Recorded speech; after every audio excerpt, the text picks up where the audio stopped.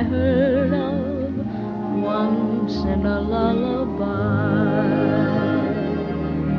Somewhere over the rainbow, skies are blue, and the dreams that you dare to dream really do come true.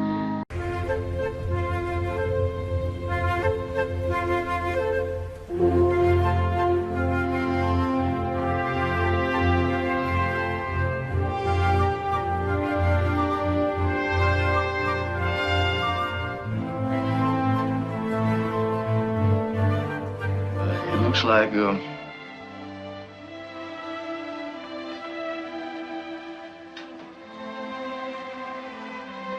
might never play football again. Or for a long time.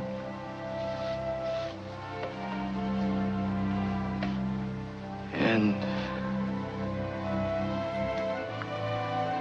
I think we should dedicate ourselves to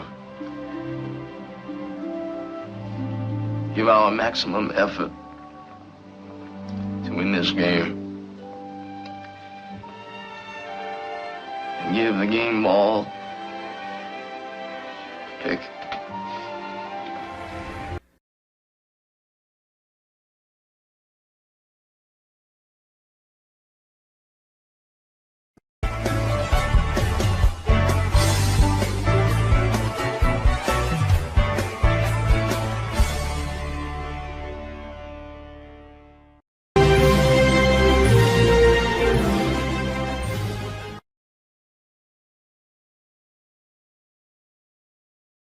Our first award this evening is usually presented by Ted Rubenstein, the brother of our late executive director, Michael Rubenstein. Regretfully, Ted is unable to be here this evening, but the award is named in Michael's honor and is given to someone who has made a lasting impact on local, state, or a national level. Tyrone Keys, a member of the Hall of Fame class of 2009, is this year's winner. 25 years ago, this 7-year NFL veteran established the All-Sport Community Service Incorporated. Since that time, ASCS has raised millions of dollars to aid those looking for mentors in both the Tampa Bay and the Mississippi areas. ASCS is a way to highlight the power of educators to bring a multicultural, intergenerational mentor model to bear fruit for families, communities, and the world. At an early age, Tyrone recognized those that helped him along his path to manhood. Now he is working to provide mentorship and guidance to those young people in need of a push in the right direction. Tyrone is the 7th to receive this award, joining former winners Dave Boo Ferris, Ben Puckett, Archie Manning, George Bryan, Governor William Winter, and Ron Polk. It was a proud moment 9 years ago to be inducted into this Hall of Fame there and have my teachers to come.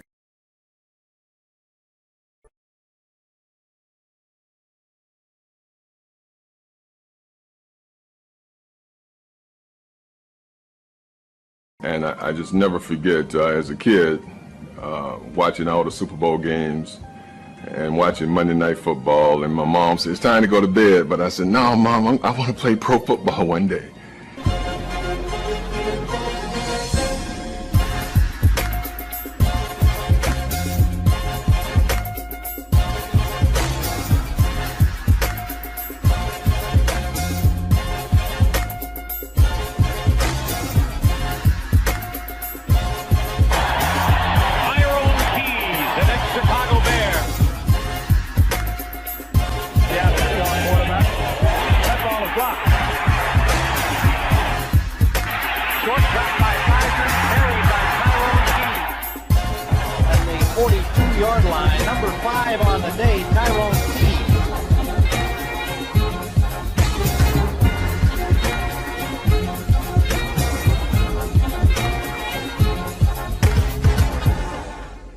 never would have ever thought that when my dad took me outside to kind of throw the ball around, that this ball would have taken me places. But I want to tell young students, the ball without education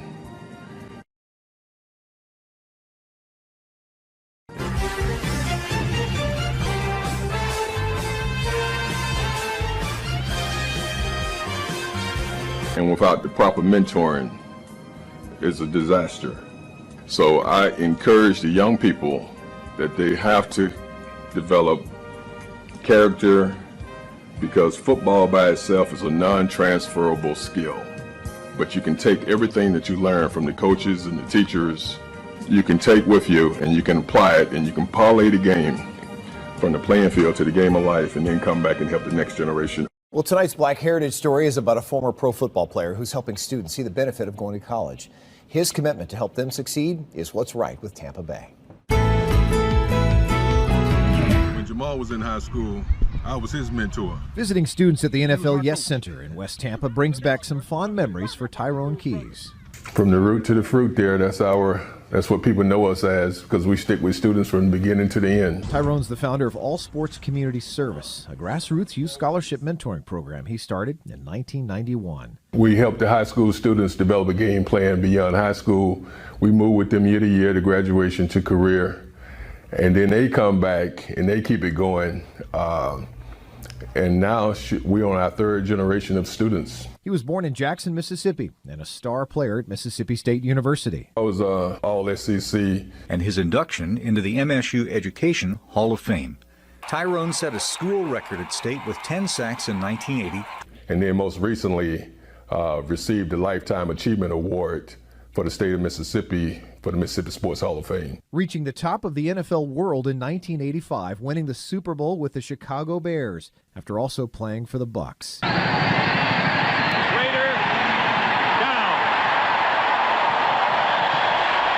He knows it takes teamwork to win on the field, and it takes paying forward to win in the community. It was a dream come true for me when I got a chance to go to the Chicago Bears, to be with somebody that took me up under their wings and mentored me. And he's followed suit, helping thousands of students get into college. His all-sports mentoring program was recently inducted into the Florida Sports Hall of Fame. Here's a contribution. He took that money that came with the honor and donated it back to Blake High School's football program. It's just a blessing of what he does for young people, and how he motivates us. Oh, y'all didn't ask the QB his name? Jamal Jefferson was a high school student when he first met Keys. Now he's the site supervisor at the NFL Yes Center. He's been a mentor. He's been a person that I look to when I need guidance myself, professionally, personally. So it's just, like I said, it's been a blessing for me to know Mr. Keys. You met Mr. Keys. And mentoring, Keys says, has got to come with an open, selfless heart. Knowing that your gratifications come from seeing the person that you're working with fulfill their dreams, and then not only fulfill their dreams, but come back and help the next. Everybody good? Yes, sir. A joy he's hoping to hand off to others for years to come.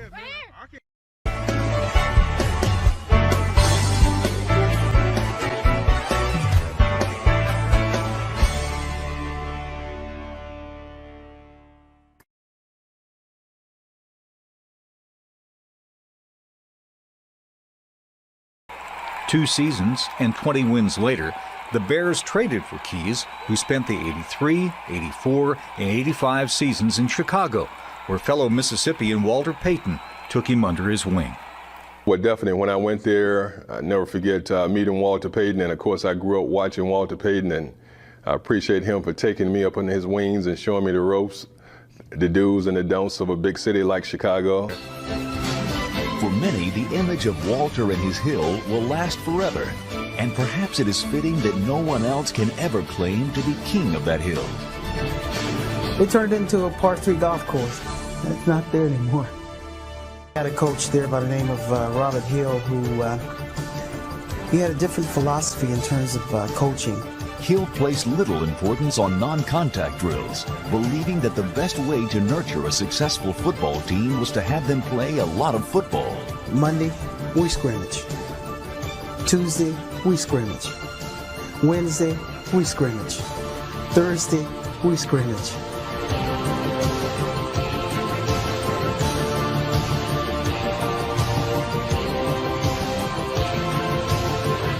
As a 4-year starter, Peyton averaged over 6 yards a carry, rushed for over 3,500 yards, and attracted other top prospects to the program.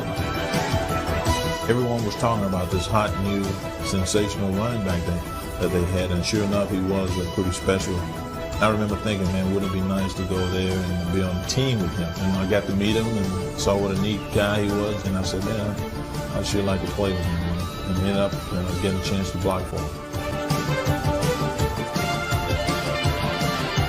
Walter finished his college career as the leading scorer in NCAA history, piling up an astounding 66 touchdowns in only 43 games. From 1971 to 74, Peyton and the Tigers won 33 games while losing just 9. An organization designed to offer kids guidance and support in a friendly and safe environment. Our foundation is to make a difference wherever that need or wherever that positioning may be, and that's what we do.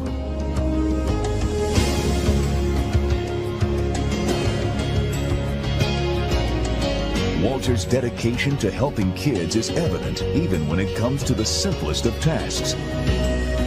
I'd like to get into a situation when you sign autographs that you interact with that person somehow. Or you ask him questions about where he's from, what he's doing. Walter, how are you? Nice to meet you, man. Pleasure's all mine. Who's that? That's my son, Simon. Hi, Simon. How are you? Yeah. Can you sign his bowl for him? I'm glad to. I have 2 kids, and if they had an opportunity to meet, one of their heroes, I would appreciate it if they, could give the courtesy to be just a little personal. While in Tampa, Tyrone recalled Peyton's urging that he start preparing now for life after football. Keys took a job as a substitute teacher at a local high school and became more active in his community. He closed his pro career in 1988 with San Diego. At age 29, with 9 pro seasons, a Super Bowl ring, and some college records on his resume, Tyrone Keys went back to Tampa to make a difference, where kids who were helped come back to help others.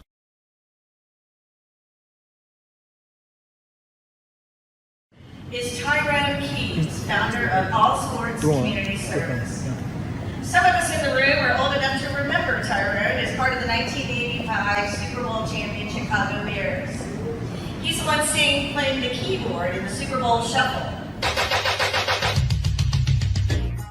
We know it's good, knowing your mind like a new foot. You know we're just strutting for fun, strutting our stuff for everyone.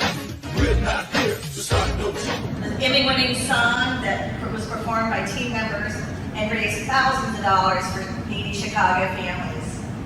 Drawing on the idea of using his success to give back, as well as his personal experience with mentors along his journey, Keys created his own foundation to help others.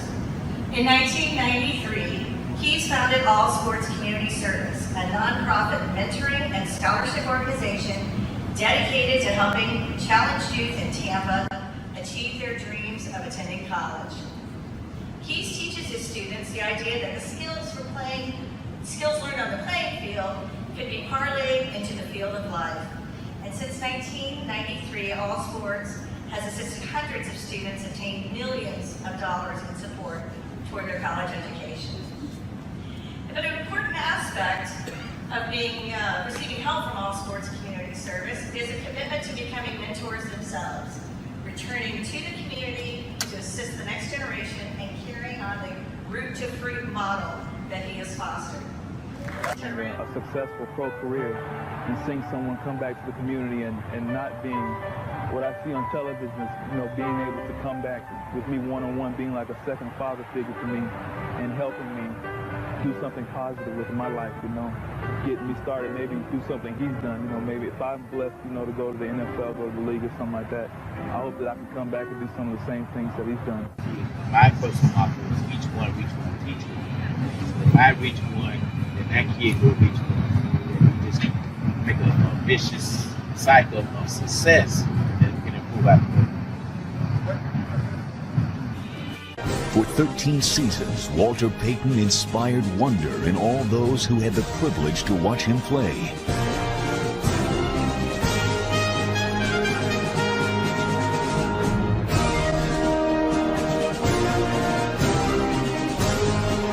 His runs made fans marvel, and his unselfishness made 30-year-old, 300-pound linemen act like children. Myself or Jackson, we'd run in the end zone and try to get the ball so you could spike it. That was kind of a good feeling too. It made us feel as if we scored the touchdown. And maybe that is Walter's greatest gift. Not his athletic talent, but his unique ability to touch all those who came in contact with him. He was just a great person to play with. I'm just glad I was able to play with a guy like that.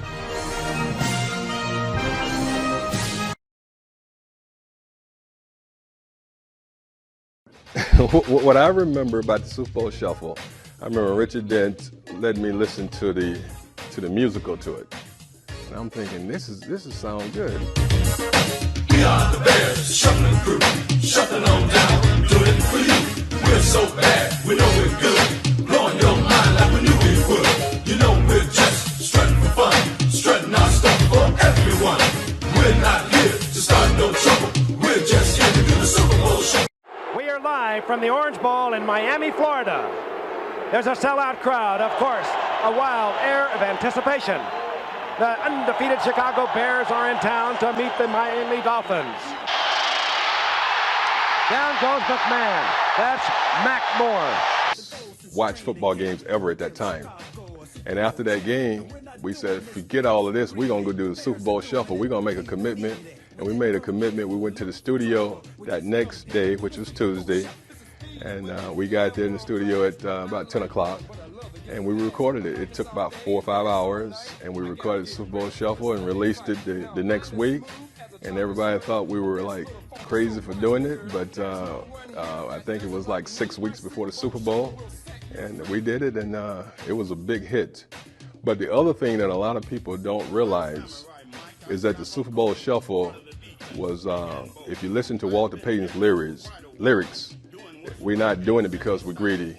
We're doing it to feed the needy. We're not doing this because we're greedy. The Bears are doing it to feed the needy. We didn't come here to look for trouble. We just come here to do the Super Bowl Shuffle. And that was to raise a lot of money for the families in Chicago to feed them and clothe them during the winter months.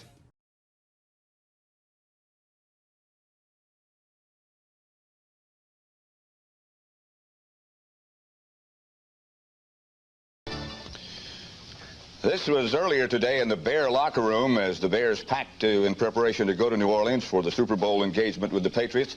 That's Tyrone Keys getting his gear together. We're just hard by the side of that locker room. We're in the weight room of the Bears. This time is where Buddy Ryan has a new wrinkle, and that is to put Tyrone Keys in on passing down. They have their 40 direction. Taken away by Tyrone Keys. That was part of their package. That was part of the scheme. He's 6'8", and he batted it down.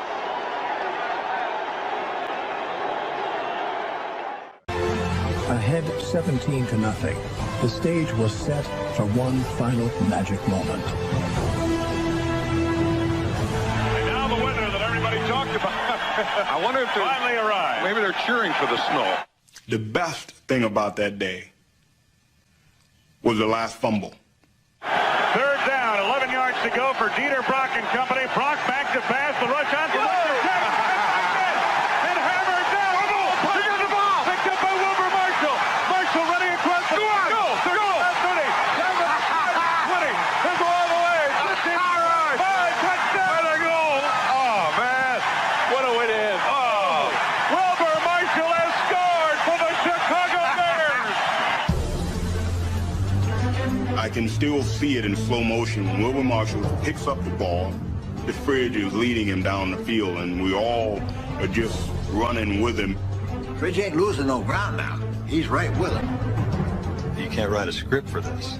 Just the way it all ended. Not to get theatrical, but I mean, how better can you write a script here for crying out loud?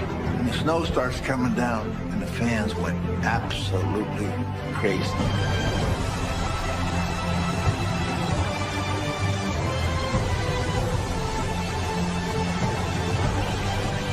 The Bears were going to their first Super Bowl. Mike Ditter's thoughts turned to Papa Bear George Halas, the man who had hired him to get them there. And I think right there, the old man was saying, we've come full circle, guys. We've come full circle. That's the first time since '63. Tyrone is a player in the video and a valuable defensive end on the field. The Bears shuffled all the way to the Super Bowl 20 title following the '85 season. Character. And I just never forget, as a kid, watching all the Super Bowl games and watching Monday Night Football, and my mom said, it's time to go to bed. But I said, no, Mom, I want to play pro football one day. And I never would have ever thought that when my dad took me outside to kind of throw the ball around, that this ball would have taken me places. Ladies and gentlemen, the greatest team in NFL history, the 1985 Chicago Bears.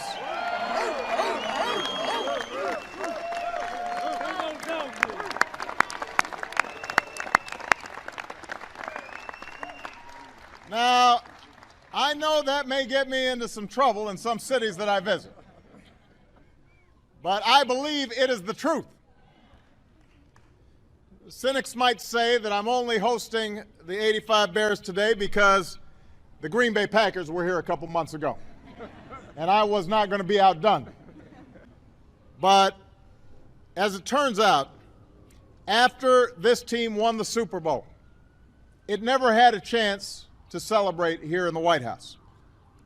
The day after Super Bowl 20, 500,000 Chicagoans turned out in 25 below wind chill weather to welcome the champs back from New Orleans. But sadly, the day after that, we endured a national tragedy as the Space Shuttle Challenger exploded shortly after liftoff.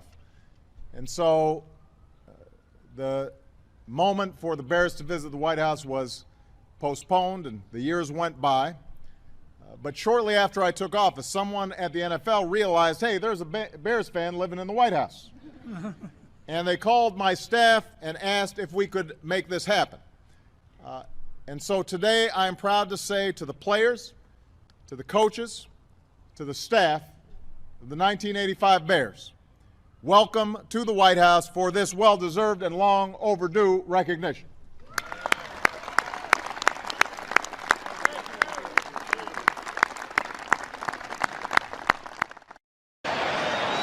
I think we were just a group of guys that came together at a point in time that really loved the game and really loved each other. We had so much passion for the game and so much pride in what we did. In Week 11 in Dallas, the Bears played more passionately than ever. It was the student versus the teacher. Tom Landry always understood that Coach Ditka respected him. We wanted to play as hard and as physical as we possibly could, but we wanted to do it with class. I mean, they were America's team. It changed in a big way that day. White back pedals underneath his crossbar, fires right side of the ball, picked in the air by Hampton, picked up by Dick, spins to the end zone, touchdown!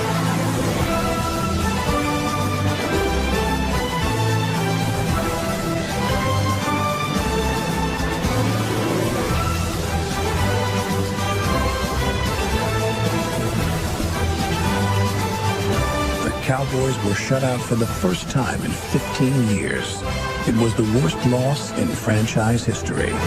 And back to Phil Hogeville, that's getting away to hurry over the middle, and it's up to my Richardson, 35-30 down the right side of the 20, 15, 10-5. Touchdown, Mike Richardson of the Chicago Bears. Their offense could do nothing against our defense. Nothing. You know, I had to tell Buddy call off the dogs, but they have a right to have fun. And Buddy just tell, hey, you, I run the defense, get out of here. The Bears did ease up, but by then it was too late. When it was over, the student was just as crushed as his teacher. I never felt worse in my life when he came up and said, you guys are good. And you know, I said, Coach, I'm sorry. He said, you guys are good. That's all he said. The Bears were division champions. At 11-0, they were undefeated led by a defense that was unblockable. I can still see it in slow motion when Wilbur Marshall picks up the ball. The Fridge is leading him down the field, and we all are just running with him. Fridge ain't losing no ground now. He's right with him. You can't write a script for this, just the way it all ended. Not to get theatrical, but I mean, how better can you write a script here for crying out loud? When the snow starts coming down, and the fans went absolutely crazy.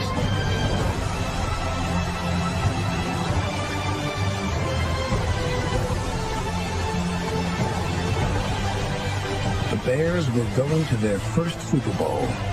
Mike Ditka's thoughts turned to Papa Bear George Halas, the man who had hired him to get them there. And I think right there, the old man was saying, we've come full circle, guys. We've come full circle. That's the first time since '63. Bears president Mike McCaskey holding the Vince Lombardi trophy up over his head. The 1985 Chicago Bears! The first close-up look for a lot of these people, and boy, are they enjoying this. Here they are at last! Of course, the fans here at Bears Plaza have a good vantage point, too, because of that big Diamond Vision screen that's been up all week. They can see what's going on as our cameras pick it up. So, too, will the cameras supplying video to the Diamond Vision screen. There's Mike McCaskey, and there is the Super Bowl trophy.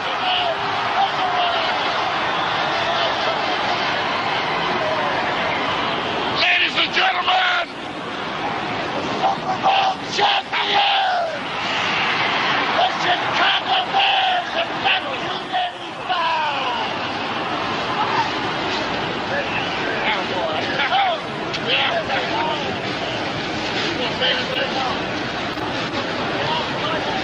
Ladies and gentlemen, Mr. Michael McCaskey, the Chicago Bears.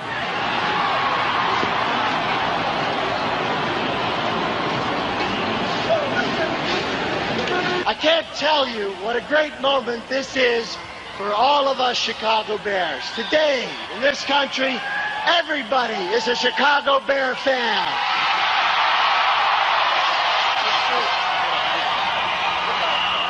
Our Bear family has a dream, and that's to be a championship ball club. The players, the coaches, the staff have worked hard and long to make it happen. It happened. We are the Super Bowl champs.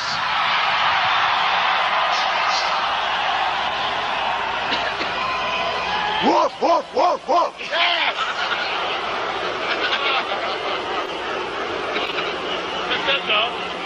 It couldn't have happened without superb players.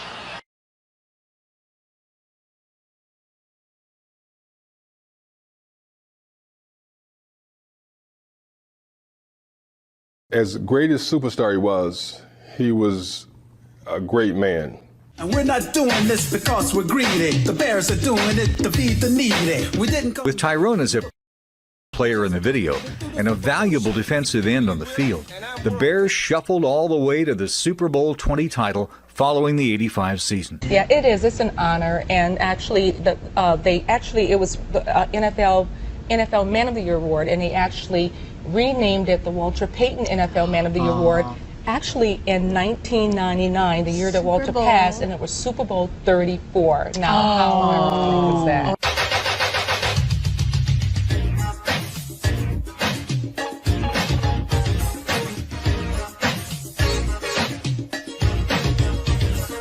We are the Bears, shuffling through, shuffling on down, put it for you. We're so bad, we know we're good, blowing your mind like we knew we would.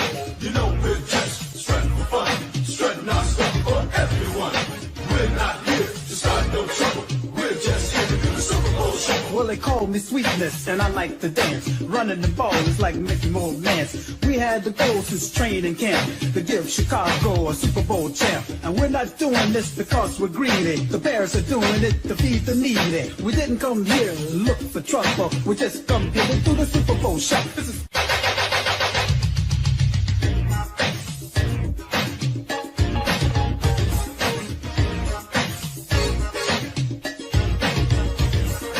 We are the Bears.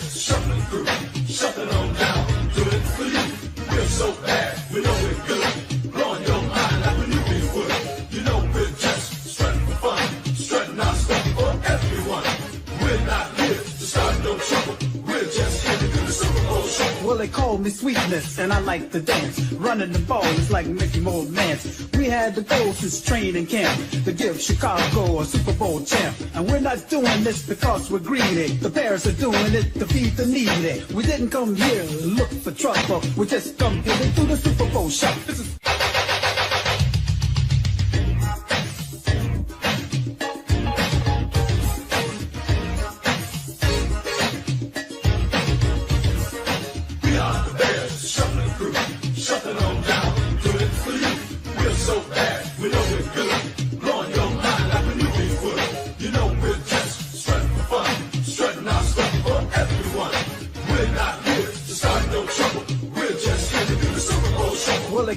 Sweetness, and I like to dance. Running the ball is like Mickey Moore Mance. We had the goal since training camp to give Chicago a Super Bowl champ. And we're not doing this because we're greedy. The Bears are doing it to feed the needy. We didn't come here to look for trouble. We just come here to do the Super Bowl shot. This is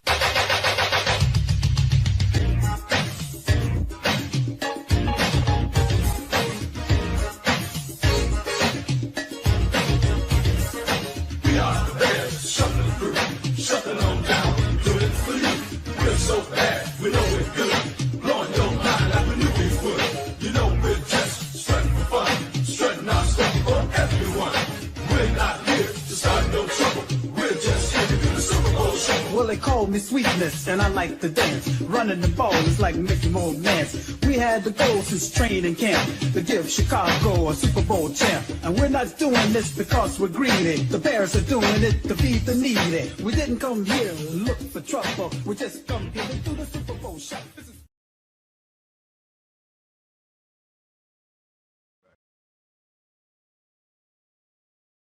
And I start every day by saying, Lord,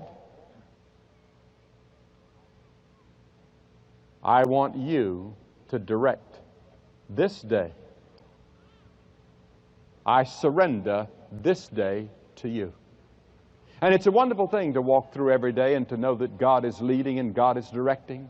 It's wonderful to go through every day and know that God has His protective host around you and nothing can touch a hair of your head without His permission.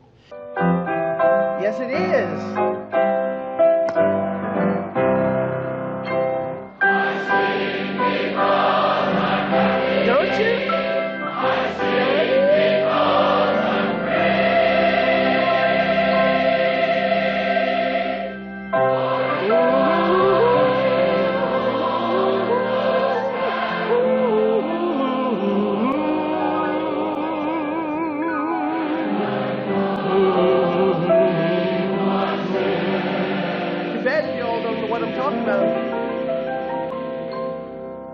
And children, darling, precious, loving, lovely children, I know, and how Mom knows on Mother's Day, that He watches.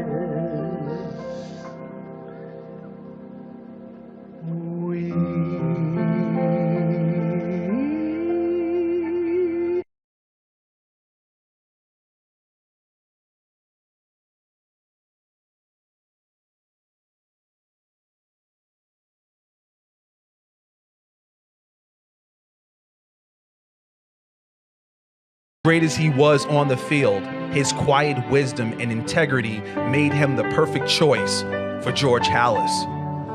Halas chose Gale to become the first African American ever in the NFL history to room with a white player in 1967, Brian Piccolo. They were completely opposites who found themselves to be best friends through football. A true story that captured America's ideal of coming together in Brian's song. They became great friends, and it was Gale at Brian's bedside when he tragically passed away before the season started, a sober part of life's journey. Reaching this point, however, is not as important as striving to get here. This is true in all professions, in all life's activities. There are doctors, lawyers, school teachers, plumbers, all who strive to do the very best to their abilities.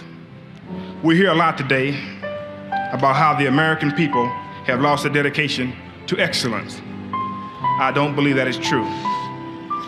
Each of us excels at different things, sometimes in areas that are only a hobby, more often in our life's vocation. The most important thing, however, is to strive to do our very best.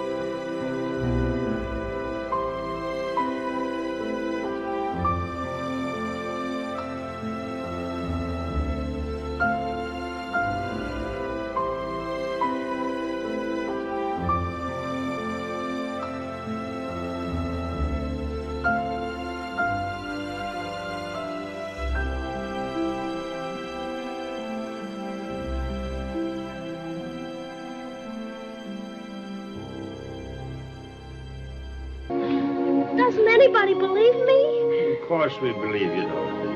Oh, but anyway, Toto, we're home. Home. And this is my room. And you're all here. And I'm not going to leave here ever, ever again. Because I love you all. And, oh, Auntie Em, there's no place like home.